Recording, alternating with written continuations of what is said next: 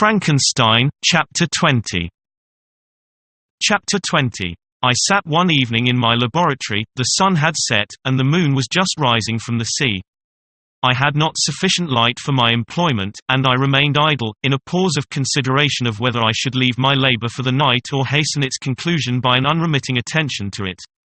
As I sat, a train of reflection occurred to me which led me to consider the effects of what I was now doing. 3 years before, I was engaged in the same manner and had created a fiend whose unparalleled barbarity had desolated my heart and filled it forever with the bitterest remorse. I was now about to form another being of whose dispositions I was alike ignorant. She might become 10,000 times more malignant than her mate and delight, for its own sake, in murder and wretchedness. He had sworn to quit the neighborhood of man and hide himself in deserts, but she had not. And she, who in all probability was to become a thinking and reasoning animal, might refuse to comply with a compact made before her creation. They might even hate each other. The creature who already lived loathed his own deformity, and might he not conceive a greater abhorrence for it when it came before his eyes in the female form? She also might turn with disgust from him to the superior beauty of man, she might quit him, and he be again alone, exasperated by the fresh provocation of being deserted by one of his own species.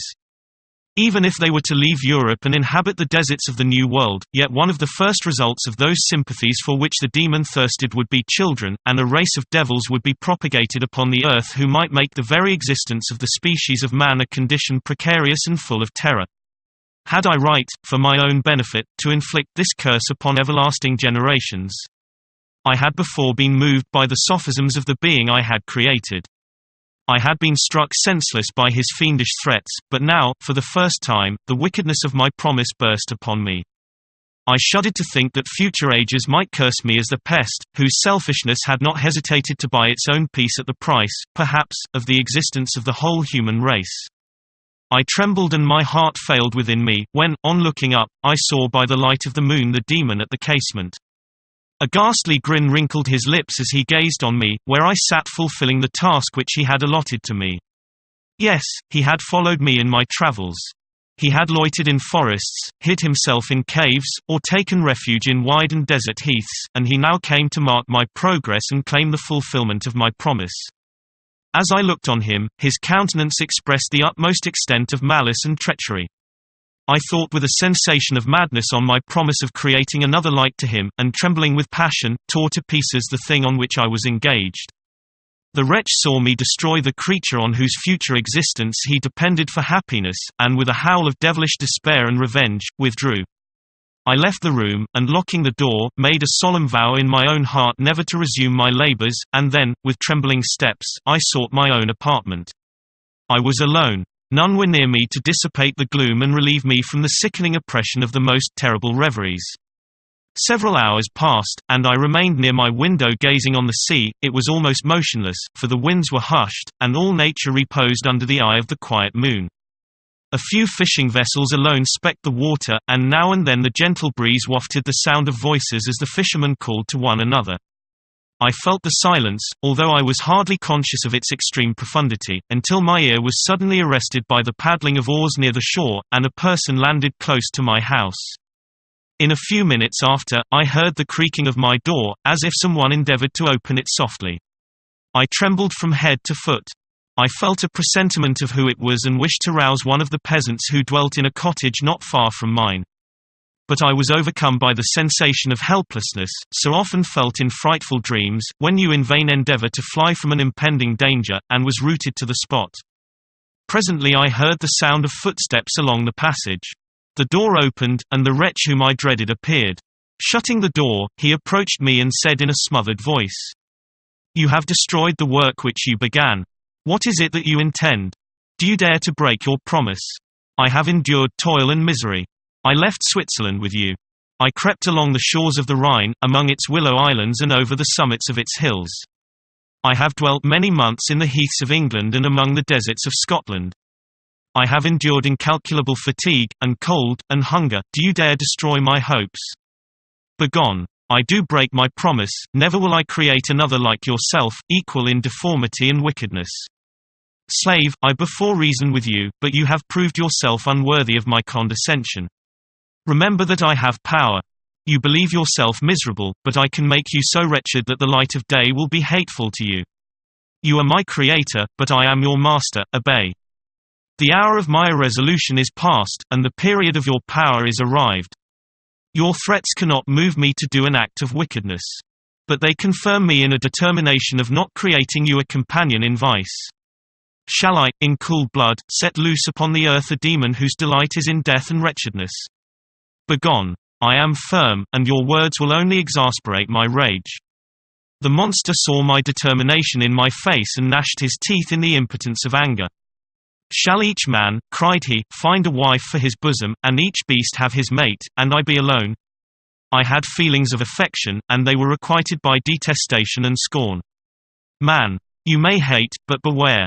Your hours will pass in dread and misery, and soon the bolt will fall which must ravish from you your happiness forever.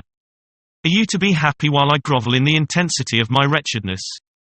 You can blast my other passions, but revenge remains, revenge, henceforth dearer than light or food. I may die, but first you, my tyrant and tormentor, shall curse the sun that gazes on your misery. Beware, for I am fearless and therefore powerful. I will watch with the wiliness of a snake, that I may sting with its venom. Man, you shall repent of the injuries you inflict. Devil, cease, and do not poison the air with these sounds of malice. I have declared my resolution to you, and I am no coward to bend beneath words. Leave me. I am inexorable. It is well. I go, but remember, I shall be with you on your wedding night. I started forward and exclaimed, Villain! Before you sign my death warrant, be sure that you are yourself safe. I would have seized him, but he eluded me and quitted the house with precipitation.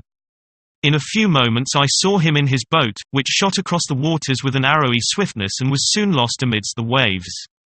All was again silent, but his words rang in my ears. I burned with rage to pursue the murderer of my peace and precipitate him into the ocean. I walked up and down my room hastily and perturbed, while my imagination conjured up 1,000 images to torment and sting me. Why had I not followed him and closed with him in mortal strife? But I had suffered him to depart, and he had directed his course towards the mainland.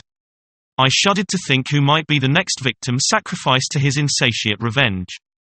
And then I thought again of his words, I will be with you on your wedding night, that, then, was the period fixed for the fulfillment of my destiny. In that hour I should die and at once satisfy and extinguish his malice. The prospect did not move me to fear. Yet when I thought of my beloved Elizabeth, of her tears and endless sorrow, when she should find her lover so barbarously snatched from her, tears, the first I had shed for many months, streamed from my eyes, and I resolved not to fall before my enemy without a bitter struggle. The night passed away, and the sun rose from the ocean. My feelings became calmer, if it may be called calmness when the violence of rage sinks into the depths of despair. I left the house, the horrid scene of the last night's contention, and walked on the beach of the sea, which I almost regarded as an insuperable barrier between me and my fellow creatures. Nay, a wish that such should prove the fact stole across me. I desired that I might pass my life on that barren rock, wearily, it is true, but uninterrupted by any sudden shock of misery. If I returned, it was to be sacrificed or to see those whom I most loved die under the grasp of a demon whom I had myself created. I walked about the isle like a restless spectre, separated from all it loved and miserable in the separation. When it became noon, and the sun rose higher, I lay down on the grass and was overpowered by a deep sleep. I had been awake the whole of the preceding night, my nerves were agitated, and my eyes inflamed by watching and misery. The sleep into which I now sank refreshed me. And when I awoke, I again felt as if I belonged to a race of human beings like myself, and I began to reflect upon what had passed with greater composure. Yet still the words of the fiend rang in my ears like a death knell, they appeared like a dream, yet distinct and oppressive as a reality. The sun had far descended, and I still sat on the shore, satisfying my appetite, which had become ravenous, with an oaten cake, when I saw a fishing boat land close to me, and one of the men brought me a packet. It contained letters from Geneva, and one from Clerval entreating me to join him. He said that he was wearing away his time fruitlessly where he was, that letters from the friends he had formed in London desired his return to complete the negotiation they had entered into for his Indian enterprise. He could not any longer delay his departure. But as his journey to London might be followed, even sooner than he now conjectured, by his longer voyage, he entreated me to bestow as much of my society on him as I could spare. He besought me, therefore, to leave my solitary isle and to meet him at Perth, that we might proceed southwards together. This letter in a degree recalled me to life, and I determined to quit my island at the expiration of 2 days. Yet, before I departed, there was a task to perform, on which I shuddered to reflect. I must pack up my chemical instruments, and for that purpose I must enter the room which had been the scene of my odious work, and I must handle those utensils the sight of which was sickening to me. The next morning, at daybreak, I summoned sufficient courage and unlocked the door of my laboratory. The remains of the half-finished creature, whom I had destroyed, lay scattered on the floor, and I almost felt as if I had mangled the living flesh of a human being. I paused to collect myself and then entered the chamber. With trembling hand I conveyed the instruments out of the room, but I reflected that I ought not to leave the relics of my work to excite the horror and suspicion of the peasants. And I accordingly put them into a basket, with a great quantity of stones, and laying them up, determined to throw them into the sea that very night. And in the meantime I sat upon the beach, employed in cleaning and arranging my chemical apparatus. Nothing could be more complete than the alteration that had taken place in my feelings since the night of the appearance of the demon. I had before regarded my promise with a gloomy despair as a thing that, with whatever consequences, must be fulfilled. But I now felt as if a film had been taken from before my eyes and that I for the first time saw clearly. The idea of renewing my labors did not for one instant occur to me. The threat I had heard weighed on my thoughts, but I did not reflect that a voluntary act of mine could avert it. I had resolved in my own mind that to create another like the fiend I had first made would be an act of the basest and most atrocious selfishness, and I banished from my mind every thought that could lead to a different conclusion. Between 2 and 3 in the morning the moon rose, and I then, putting my basket aboard a little skiff, sailed out about 4 miles from the shore. The scene was perfectly solitary. A few boats were returning towards land, but I sailed away from them. I felt as if I was about the commission of a dreadful crime and avoided with shuddering anxiety any encounter with my fellow creatures. At one time the moon, which had before been clear, was suddenly overspread by a thick cloud, and I took advantage of the moment of darkness and cast my basket into the sea. I listened to the gurgling sound as it sank and then sailed away from the spot. The sky became clouded, but the air was pure, although chilled by the northeast breeze that was then rising. But it refreshed me and filled me with such agreeable sensations that I resolved to prolong my stay on the water, and fixing the rudder in a direct position, stretched myself at the bottom of the boat. Clouds hid the moon, everything was obscure, and I heard only the sound of the boat as its keel cut through the waves. The murmur lulled me, and in a short time I slept soundly. I do not know how long I remained in this situation, but when I awoke I found that the sun had already mounted considerably. The wind was high, and the waves continually threatened the safety of my little skiff.